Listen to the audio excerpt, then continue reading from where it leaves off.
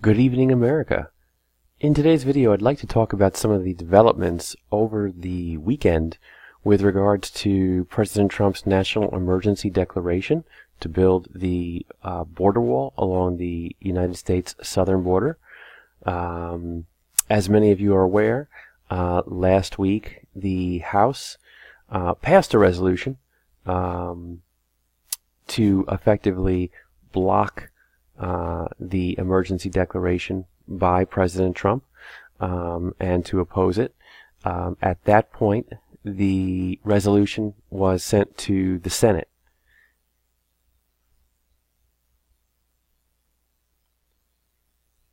Now, because the resolution has already passed the House, it will require a vote in the Senate to determine whether or not the Senate also will pass or will oppose the resolution. And again, the resolution basically opposes the emergency declaration and opposes President Trump's appropriation of the additional funds. He was looking for approximately $5 billion to construct the border wall along the southern border of the United States.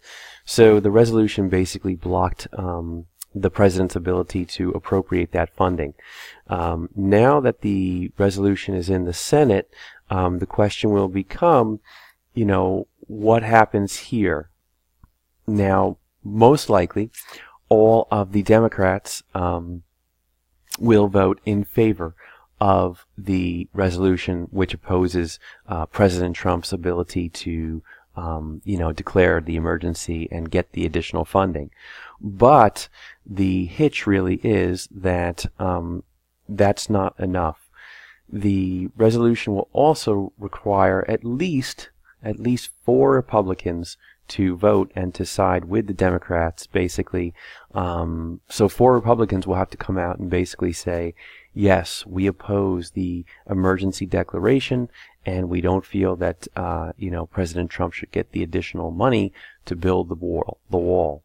So the question, as soon as the resolution got to the House was, will 4 Republicans step forward to support the resolution? Now, several Republicans, and we'll discuss this later in the video, but several Republicans had come out last week and basically said that they did in fact oppose the President Trump's emergency declaration. They opposed it. They felt that it was wrong, that it was basically, and again, we'll talk about some of the reasons why, but they basically felt that the president was overreaching. He was trying to basically take funds that weren't given to him by the Congress, and he was basically trying to go around Congress. So they basically had said that that was wrong, that was setting up a very dangerous precedent, which we'll talk about in a little while. And also basically that they weren't sure that if it was actually going to stand up to legal scrutiny, that he actually, had enough, certainly he has the power to declare a national emergency, but the question really becomes, what is a national emergency, and does the issues at the southern border really constitute a national emergency? And that's really sort of been an issue that's been up for debate. Certainly President Trump has said that there is a national crisis and a national emergency at the southern border. So he feels that, he's justified, but several Republican senators have said that they're not sure whether or not that will actually stand up to legal scrutiny.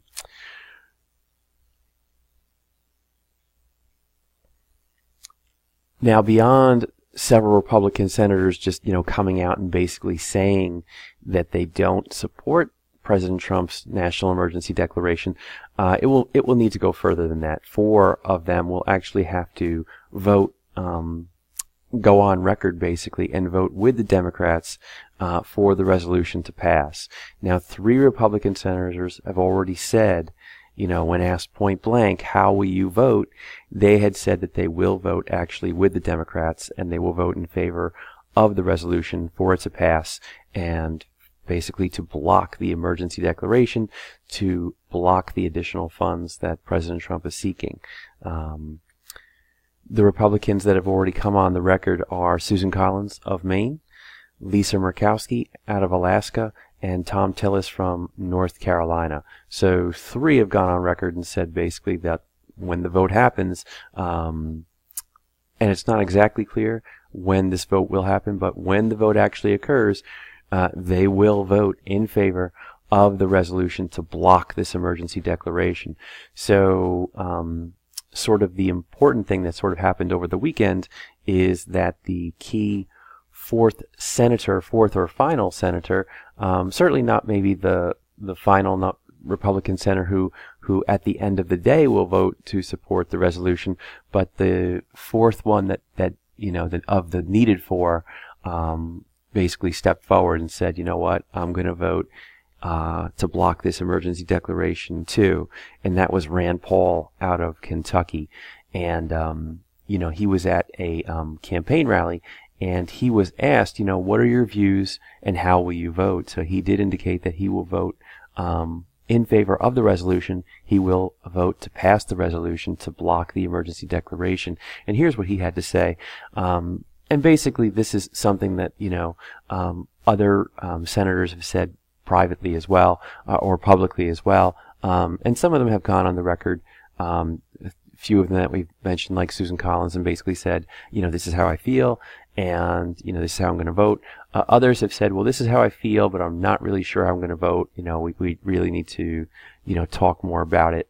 But what Rand Paul was asked, he basically said, I can't vote to give extra constitutional powers to the president. And that's really been sort of the crux of the argument, is that basically Congress had said, no, we're not going to give President Trump the $5 billion that he wanted during, if you remember, during the government shutdown. President Trump had said, I want $5 billion for the wall to reopen the government. In the end, he didn't get that. He settled for a little over $1 billion, but his next step was to basically reopen the government and then declare a national emergency, at which time he decided he was just, use the emergency declaration to actually just go ahead and go around Congress and, appropriate those additional funds that they basically had refused to give to him. So, that's what Rand Paul basically said. He said, I can't vote to give these extra constitutional powers to the president. I can't vote to give the president the power to spend money that hasn't been appropriated by Congress. So that's really, this whole idea that President Trump is using this national emergency declaration to basically go right around Congress. Congress said, no, you're not going to get the money for the border wall. He said, fine, I'll declare emergency and I'll take the money. So, that's what Rand Paul said. He said, I can't in good conscience vote for that because that's money that wasn't appropriated by Congress. And he said that, as a Republican, we may want more money for the border security, and we're in favor of border security, but Congress didn't authorize it. And if we take away the checks and balances, it's a very dangerous thing. And that's what several other Republican senators have said, as well as some of the Democrats as well. I mean, both sides have really said that, this idea that the president can just basically go around Congress if Congress says no, well, I'll just go around Congress, So, is that legal? Can he actually do that? Does he have the power to do that? More importantly, even if he does have the power to do that, should he do that? And what does that mean going forward in the future?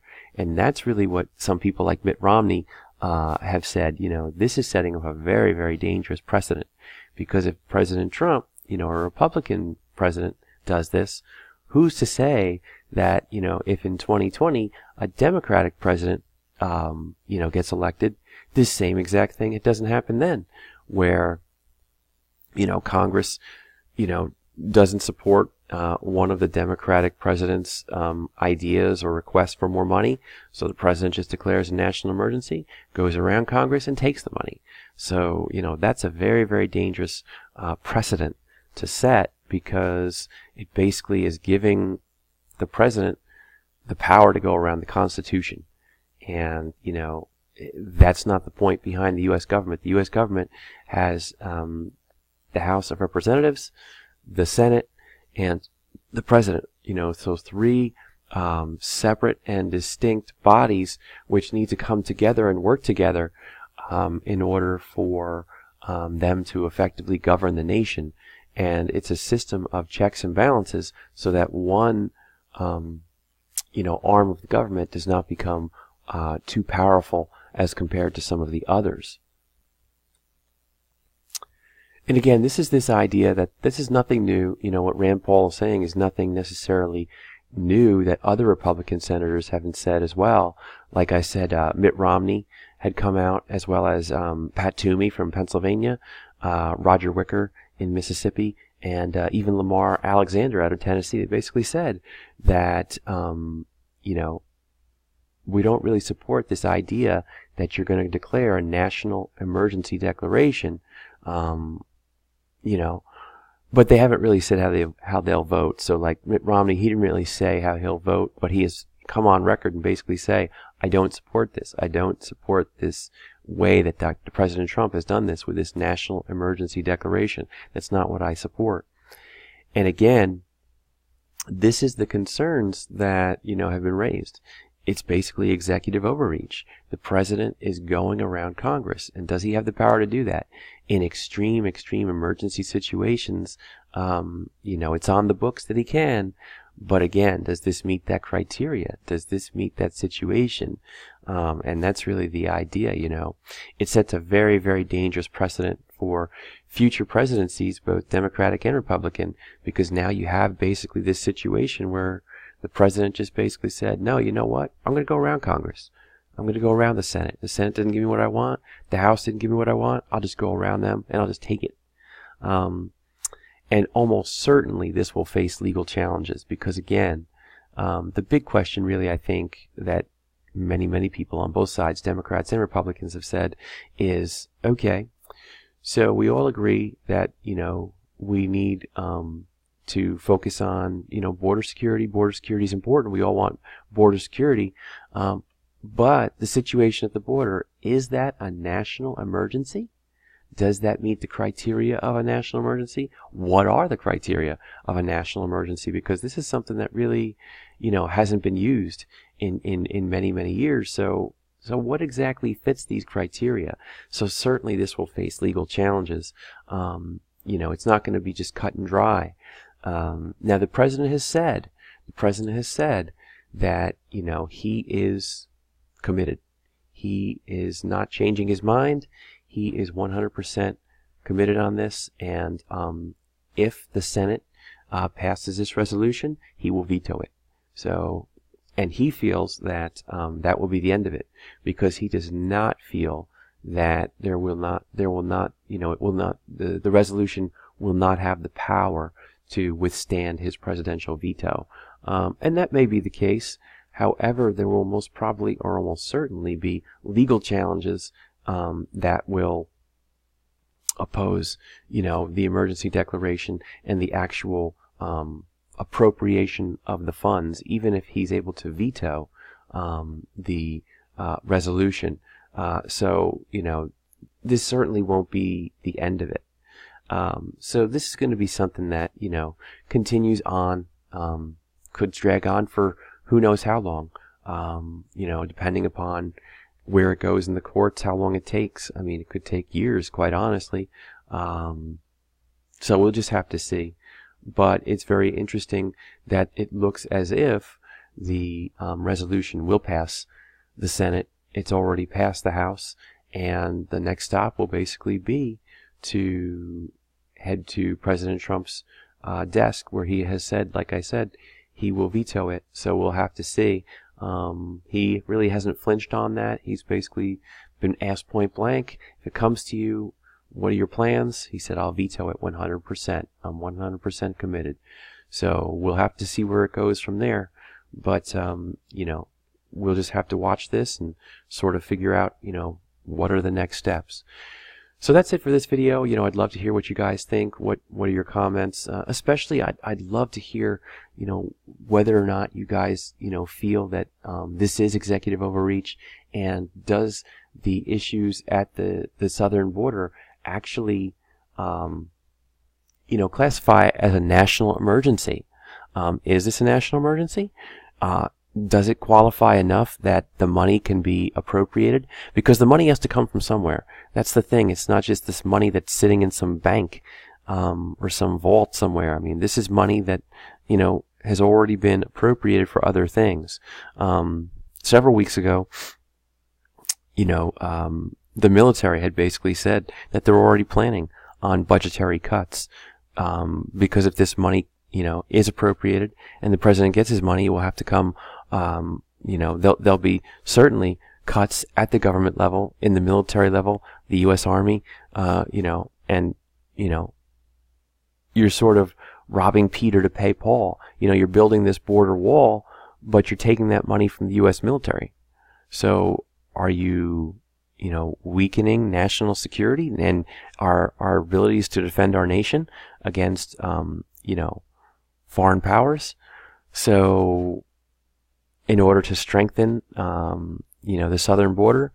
So it's just really, like I said, there's so many questions regarding this idea. So again, I would love to hear what everybody thinks. Thanks so much for watching, guys. And please, if you have enjoyed this video, please like the video and be sure to subscribe and turn on notifications. And I'll catch you guys in the next video. Take care. Have a great day.